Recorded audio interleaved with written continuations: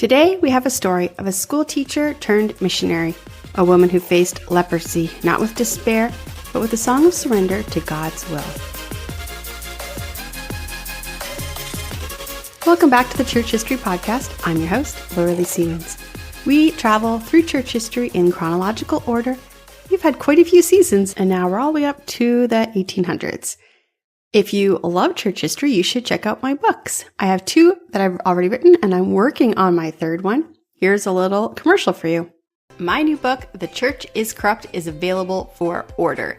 I previously published the book, The Church is Born, which was part 1 in our series, and that delved into the creation of the church. But my 2nd book picks up where the first one left off. It offers a unique and insightful perspective on the church's journey. Discover the rich history of the church, its triumphs, its failures, and its heroes. In this 2nd book in the series on church history, we journey through the pivotal moments that shaped Christianity as we know it. From the foundational theology of the early church to the inspiring lives of great men and women who boldly stood for their faith.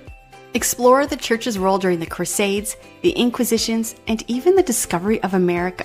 Learn how over centuries the church began to slowly lose its way, setting the stage for the monumental changes just before the Protestant Reformation. With each chapter highlighting a different story, you're going to be inspired by the heroes of our faith and challenged to reflect on the lessons from the church's successes and its stumbles. Whether you're a seasoned historian or just beginning your exploration of church history, this book offers valuable insights for everyone. Both books, The Church is Born and The Church is Compromised, are available on Amazon for you to order. So if you haven't gotten the first book, why not get both today and delve into the comprehensive understanding of the church's journey? Mary Reed was born on December the 4th, 1854 in Ohio. She grew up in a very religious family. She was the first daughter, and she had 4 brothers and 4 sisters. Her parents were Wesley and Sarah Ann Reed. Mary grew up in a home that put God first in everything they did. At age 16, Mary gave her heart to God and became very involved in serving in her local church. At age 18, Mary became a teacher. She taught in public school for about 10 years. She shaped young minds with patience and care. But Mary felt a tug on her heart, a call beyond chalkboards and school bells. In 1884, at age 30, she joined the Women's Foreign Missionary Society of the Methodist Episcopal Church. Her destination, India, a land of vibrant colors, ancient traditions, and a desperate need for the gospel. That year, she arrived in Kanpur and stepped into the world of missions work, focused on women who lived in secluded quarters, cut off from the outside world. Here, Mary taught, prayed, and shared stories of Jesus with these women. Her soft voice carrying hope through the thick walls of their home. She poured herself into this work for 6 years, her faith growing stronger with every step. But in the year 1890, something shifted. Her body began to betray her. She had fevers, fatigue, and a strange numbness that creeped into her hands. She couldn't ignore it any longer. She had to sail back to the United States to find answers. It was during her furlough from the mission field of India that Mary Reed found herself in Cincinnati. She was weary and unwell. What began as a few troubling symptoms soon demanded more serious attention. There was a persistent tingling pain in her forefinger on her right hand. It was sharp and strange. And then came a small, peculiar spot near her ear. Her physicians were baffled, and no treatment seemed to bring relief, even after undergoing a long course of care and 1 operation. But Mary had always been a student, even outside of the mission field. Between appointments and moments of quiet reflection, she read every medical book she could find, hunting for answers the doctors had not yet discovered. As she read through the pages, a terrible possibility began to take shape. She hesitated, then confided her growing suspicion to her physician and to one trusted friend, the secretary of her missionary society in Cincinnati. Her fears were met with confirmation. It might indeed be leprosy, but the Cincinnati doctor with no hands-on experience about this disease, knew he wasn't the one to make the final call. As soon as Mary was strong enough to travel, he arranged for her to go to New York, where she would be examined by a physician who had studied the illness in the Sandwich Islands. In New York, the specialist verdict echoed what Mary already feared. She had become a victim of leprosy. To spare her family the weight of such devastating news, Mary chose silence. Only her sister Rena was told the truth. The rest of her family remained unaware. In spite of the disease, Mary resolved did not falter. Her heart was still in India, her mission her calling, and she insisted on returning. In 1891, she left New York and crossed the Atlantic aboard a steamer. London was their first stop. There, she presented letters of introduction to two respected specialists. Both doctors confirmed what the American physician had told her. Still, Mary pressed on. In London, amid the grey fog and bustling streets, she met a schoolteacher from New England. The young woman's warmth and friendship was like a balm to Mary's soul. The two became fast companions, and together they traveled through Europe. Mary found moments of joy and peace. Even as her body began to bear more and more signs of a disease few understood and everyone feared. It was not the journey she had imagined on her furlough, but it became a defining one. This path of pain and uncertainty would only strengthen her resolve to return to India, to live out her mission, not in spite of her illness, but through it. She had the diagnosis, leprosy, a word that carried a heavy weight in the 19th century, a disease that marked her as an outcast, untouchable, doomed to a life of isolation. At this point, Mary was 36 years old, and the life she'd known had slipped away. But instead of retreating into despair, Mary did something extraordinary. She heard a whisper, a call from God, and she listened. If she had leprosy, then she would go where lepers were. She would serve the lepers. She would love the lepers. And in 1891, with a quiet resolve, she boarded a ship back to India. In her heart, she sang, "Thy will be done." Imagine the scene. It's 1892, and Mary steps onto the rocky soil of Chandag, a remote leper asylum nestled 6,400 feet above sea level in the Himalayan foothills. The air is thinned. The wind bites at your skin. The landscape stretches in wild, untamed beauty. But what Mary sees isn't the mountains or the sky. It's the people, dozens of men, women, and children, their bodies ravaged by leprosy, fingers gone, faces disfigured, eyes clouded with pain.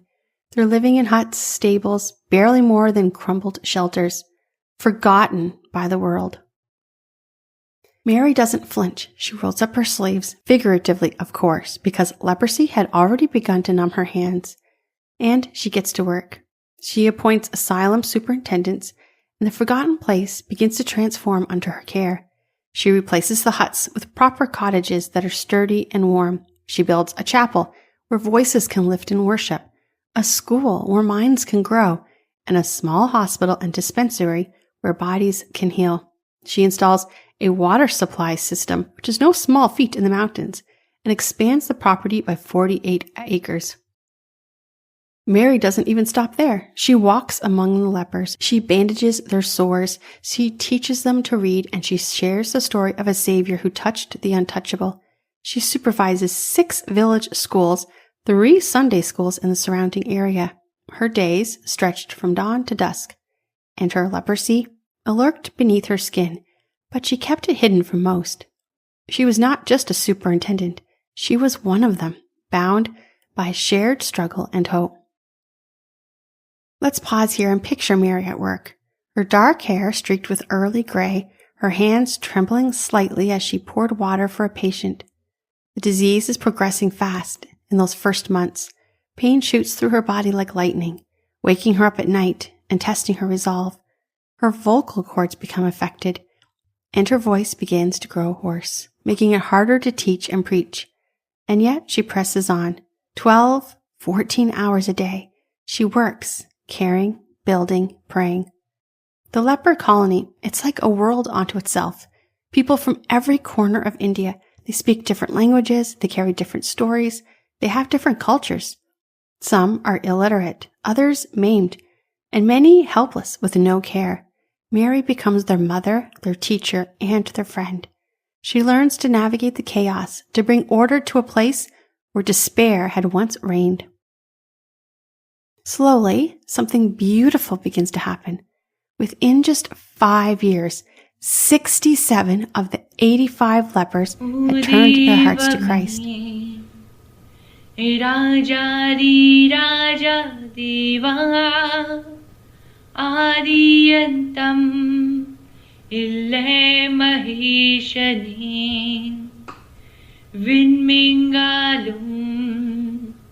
Irimujkam kitkum putu Vallamai prasthabam kanginari Innatmave ninstotri hadute Indevare nishrishthani Ruhgadiye Masidi vaste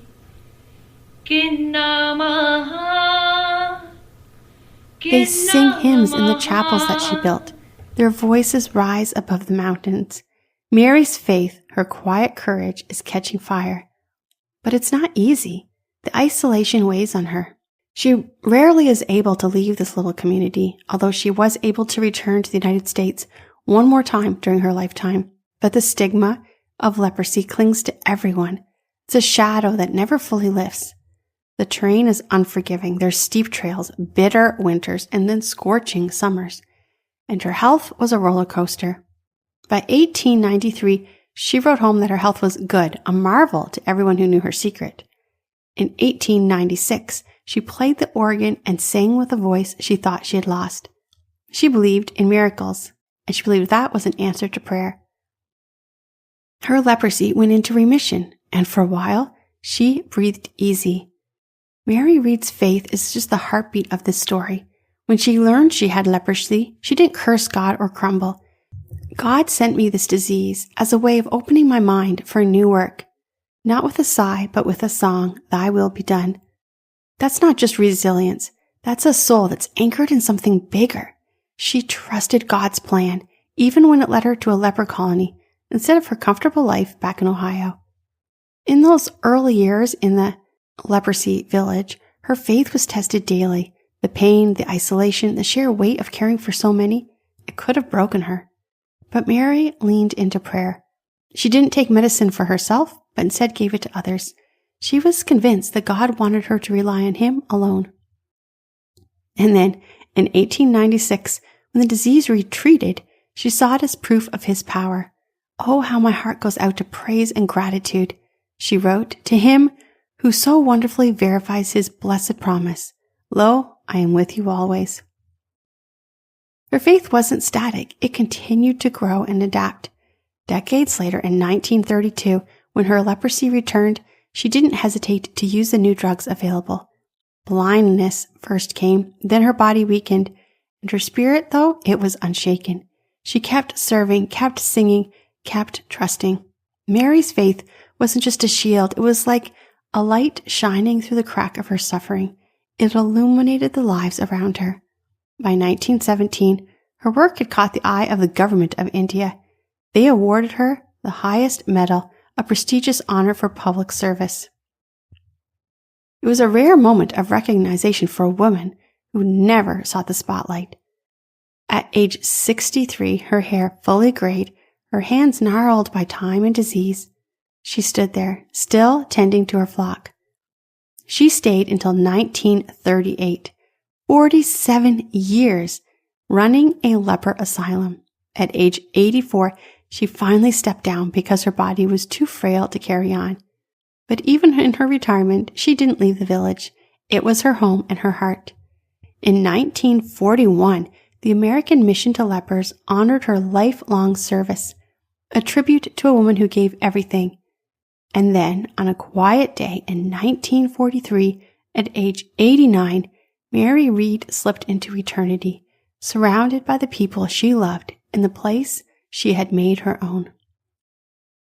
6 years later, The hospital was renamed the Mary Read Memorial Hospital, and her legacy lives on every brick she laid and every soul she touched.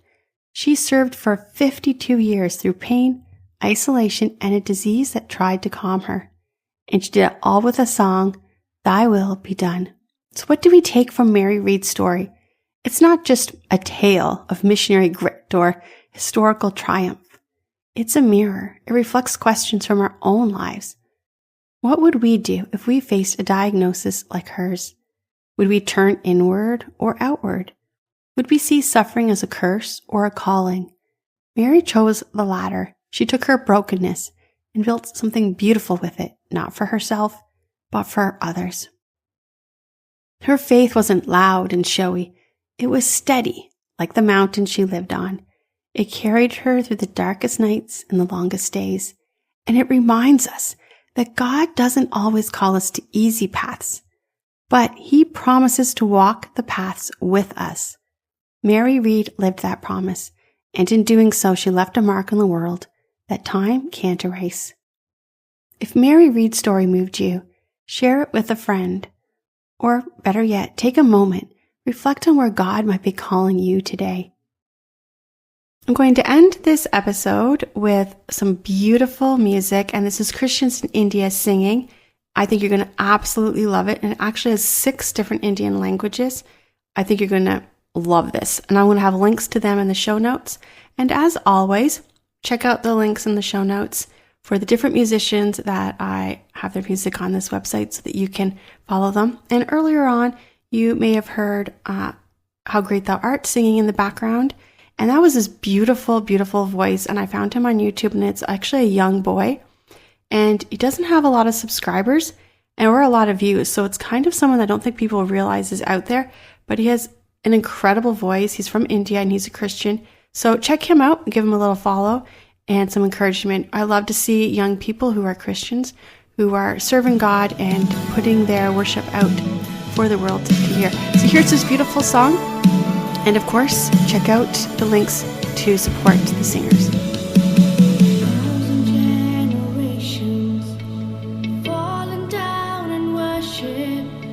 To sing the song of ages to the Lamb, and all have gone before us, and all who will believe will sing the song of ages to the Lamb.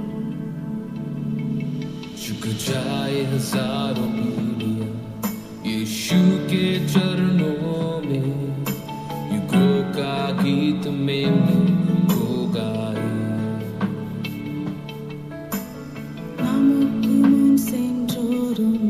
விசுவாசி போர்யாவரும் காலங்களின் கீதம் பாடுவார். நின நாம அது உன்னத, நின நாம அது ಶ್ರೇಷ್ಠ, ನಿನ್ನ ನಾಮ ಹೊಂದಿನಿಲೆ ನಿಲ್ಲುವುದು. ಪ್ರತಿ ರಾಜ್ಯಂ ಸಿಂಹಾಸನ, ಪ್ರತಿ ಶಕ್ತಿ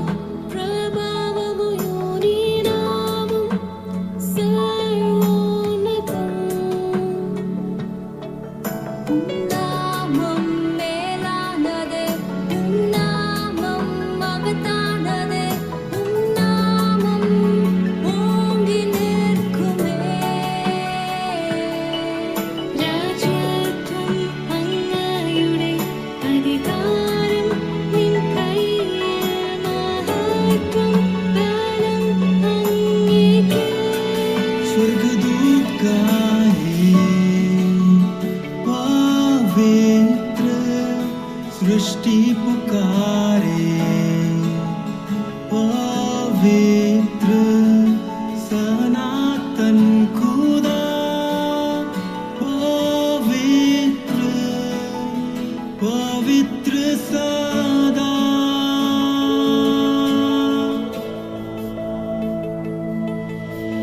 విడుదల పొందినను, క్షమింపబడినను,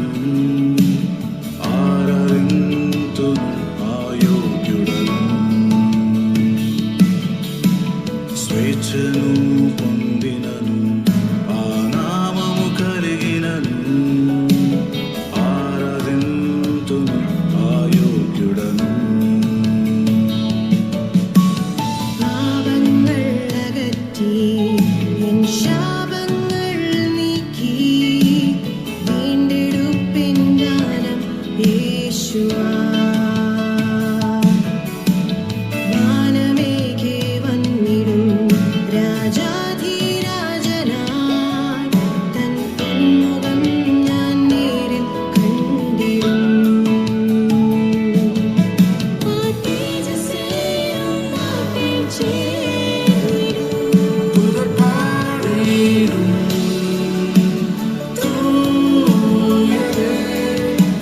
സൃഷ്ടിയും തൂയരേ നീരെന്നാലും തൂയരേ என்றென்றும் தூயரே.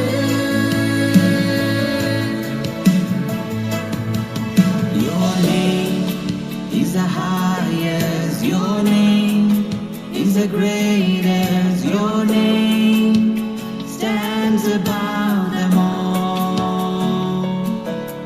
All thrones and dominions, all powers and positions, your name stands above them all. Your name is the highest, your name is the greatest, your name stands above them all. All thrones and dominion, all powers and positions, your name stands above them all. And the angels cry, holy, all creations cries, holy, you are lifted high, holy, holy forever. Hear the people sing, holy, to the King of Kings. Holy, you will always be. Holy, holy forever. You will always be. Holy, holy forever.